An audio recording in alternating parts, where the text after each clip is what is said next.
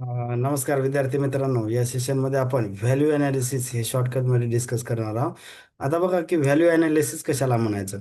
Value analysis is a technique use to reduce the cost of product or service without reducing its quality or function. म्हणजे काय करायचं आहे की अशी technique आहे की ज्याच्यामध्ये कॉस्ट रिड्यूस करायची, पण क्वालिटी आणि फंक्शनमध्ये कुठेही फरक पडला नाही पाहिजे. म्हणजे क्वालिटी आणि फंक्शन त्याचं ॲज इट इज राहिलं, पण कॉस्ट त्याची रिड्यूस करायची, तर त्याला आपण व्हॅल्यू अनालिसिस म्हणतो. त्याचा पर्पज काय असते? Reduce production cost, improve efficiency आणि मेंटेन प्रोडक्ट क्वालिटी. क्वालिटी या सगळ्या गोष्टी म्हणजे प्रोडक्शन कॉस्ट रिड्यूस करायचीच आहे, पण इम्प्रूव्ह इफिशियन्सी सुद्धा करायची आहे. प्रोडक्शनची क्वालिटी किंवा प्रोडक्टची क्वालिटी सुद्धा मेंटेन करायची आहे. व्हॅल्यू अनालिसिस सोप्या भाषेत म्हणजेच काय की कॉस्ट रिड्यूस करायची, पण त्याच्यामध्ये क्वालिटी आणि फंक्शनमध्ये कुठलाही फरक न पडता जे कॉस्ट रिड्यूस करणं, त्याला आपण व्हॅल्यू अनालिसिस म्हणतो.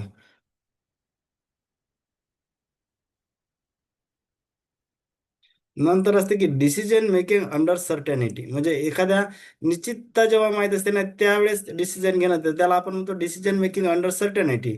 Decision making under certainty means making a decision when the result of each option is known with complete certainty. म्हणजे प्रत्येक ऑप्शनचा आपल्याला रिझल्ट माहीत आहे आणि त्यावेळेस जर डिसिजन घेत असेल आपण, तर त्याला डिसिजन मेकिंग अंडर सर्टेनिटी म्हणू. For example, if the bank fix deposit give 6% guarantee interest, the return is known in advance. म्हणजे आपल्याला तिथं रिटर्न माहीतच असते की बाबा, तर त्याला आपण असं एक साधं एक्झाम्पल समजू शकतो की ते कशाचं एक्झाम्पल आहे, डिसिजन मेकिंग अंडर सर्टेनिटी. आता याचे फीचर काय असतात? Outcome are known. म्हणजे आउटकम म्हणजे काय, एंड प्रॉडक्ट. त्यावेळेस एंड प्रॉडक्ट किंवा एंड रिझल्ट आपल्याला माहीत असते.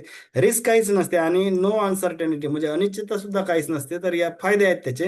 तर आता याच्यामध्ये काही लक्षात ठेवण्यासारखं नाही. होप करतो की शॉर्टकटमध्ये समजल्या असतील, गोष्टी समजल्या असतील. तर चॅनलला लाईक, सबस्क्राईब आणि शेअर करायला विसरू नका. थँक्यू.